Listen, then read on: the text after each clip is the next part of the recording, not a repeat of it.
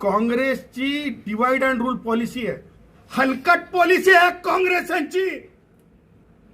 हे एखाद्या वाक्याची तोडमोड करून सांगण्यासाठी माहिर आहेत। हे नीच पातळी कुठपर्यंत गाठतील याची काही अमर्याद आहे। तुम्हाला सांगतो, बॅरिस्टर गांधींनी पहिल्यांदा हत्या डॉक्टर बाबासाहेब आंबेडकरांची वैचारिक केली होती, याचं उत्तर आहे का त्यांच्याकडं?